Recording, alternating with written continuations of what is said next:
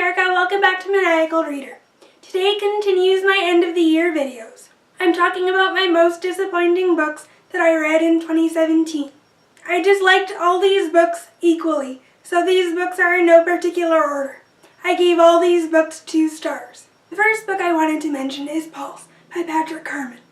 This is the first book in a YA sci-fi trilogy. And in this world, people have a telekinetic ability called a pulse. Some people have 1 pulse, but other people have 2 pulses. And the people who have a second pulse are stronger than the people who just have 1 pulse. And the reason why I didn't like this book is because the main character, Faith Daniels, has a romance with one of her classmates, Dylan Gilmore, who she never used to talk to before. Faith Daniels was just kind of thrown together with Dylan Gilmore, and there was no development in their relationship whatsoever. It was totally insta-love. Another reason why I didn't like this book is because the plot in this book was so slow. It took so long to get the story going. Things didn't really start happening until halfway through the book, where you finally figure out what's going on. I didn't really like the antagonists in the book, since the antagonists were just the people with 2 pulses that were fighting to destroy the world. And I found the ending to this book really anticlimactic. I also didn't really get attached to any of the side characters. I didn't really care enough about them to be invested in their stories or anything like that, so this book was just a total flop for me. Displeasing on all fronts. Because the ending of the book was anticlimactic, I didn't really have the urge to continue the series. The second book I wanted to mention is Another Little Piece by Kate Carius Quinn. I didn't really like this book either. This book follows a girl who is at a high school party. Her name is Annalise. All she remembers is being at that party, but then she's dragged into the woods, and when she wakes up in the woods, she's miles from where she was before. She doesn't remember how she got there. All she knows is that she's not the real Annalise Rose Gordon. This girl has to figure out who she really is and why she ended up in the circumstance that she is. The main character, Annalise Rose Gordon, went missing years ago, but this other girl who came back into Annalise's life is possessing her or something. And this girl all of a sudden has this strange hunger, so maybe Annalise Rose Gordon was possessed by a demon or a zombie or something, and that this girl, who everyone thinks Annalise is really someone else. That's what I could gather from reading this book.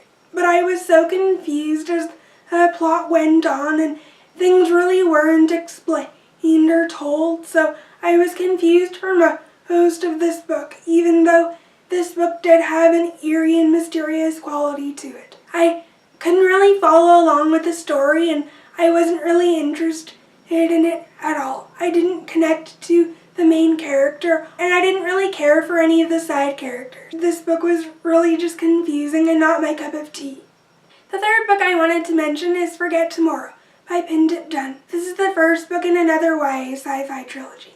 In this world, people are given a future vision around their 17th birthday that's supposed to determine the role and the rest of their lives, basically. On her 17th birthday, the main character, Callie, receives her future vision. She receives a vision that she kills her younger sister. She doesn't really know why she would kill her younger sister, since she's close with her younger sister. She tries to prevent this from happening and change her fate. So this whole book questions as to whether fate is determined, or if something is wrong with your future vision, could you change your future if you wanted to, and things like that.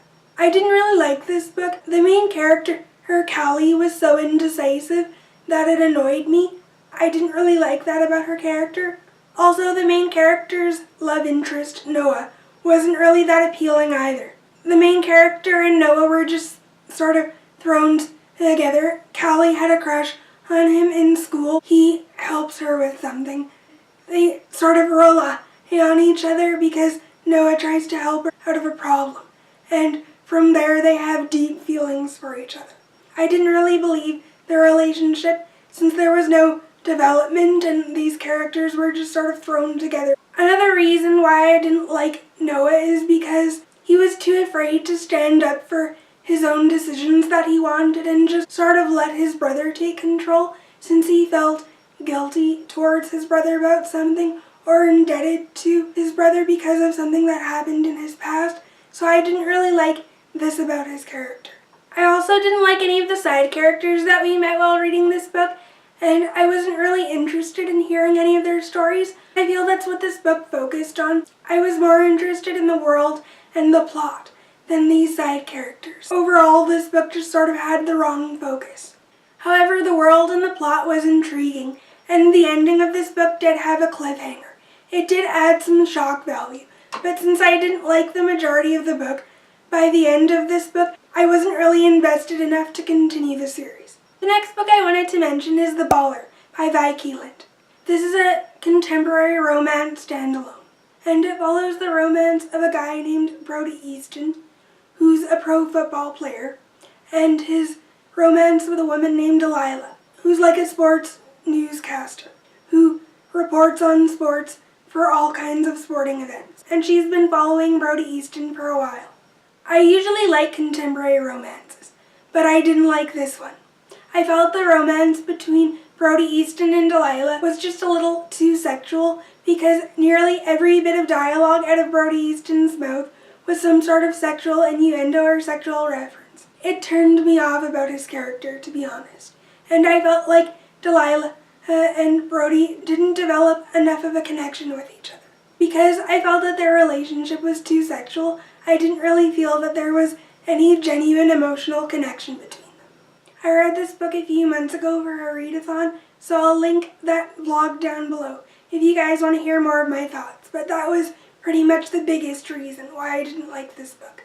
The next book I want to mention is False Memory by Dan Krokos. This is another YA sci-fi book, and this is the first book in a trilogy. The reason why I didn't like this book is because it was really forgettable. The main character and this guy were just sort of thrown together again. It's another case of insta-love. I didn't really feel that the relationship between the main character and the guy was developed. That was strike number one for me. Nothing much was explained about the world in this book, and it took me a long time to figure out what was happening. We only get a little taste of what's going on with the main character Miranda near the end of the book, where things just start getting explained. I liked the action and the plot in this book, but personally, I like to know a little bit about what's going on in the story sooner than I did. And the main character basically has this special power that allows her to elicit fear into everyone that's around her, and she emits this power. That's basically the premise of this book, but like I said, we don't really have any explanation as to what is going on with the characters until the end of the book. Because I didn't like this book very much, it wasn't really memorable for me. And the last book I wanted to mention is The Death Cure by James Dashner. This is the third book in the Maze Runner series. Surprisingly, when I read this series this past summer, I had mixed feelings about this series. I loved the first book, The Maze Runner, which is why it made it on my favorites list. But unfortunately, this finale really let me down. I liked that this book did come full circle in terms of the characters' relationship in this book, but in terms of the plot, not much happened, and the plot was a huge letdown for me in this book. It was a good finale, but it wasn't a great one. It was just an okay one, and one that left me disappointed overall. Even though I did feel that this trilogy did come full circle, the plot in this book let me down, and I felt that there was just certain things repeated that we already know from the previous two books in the series. That's why this book was a letdown and why I didn't like it. Those are all of the books that disappointed me in 2017. Comment down below and tell me what books disappointed you in 2017. I'd love to know. Also, tell me if you share any of my thoughts on these books. I'd like to know that too. I hope you guys enjoyed this video, and I'll see you in my next one.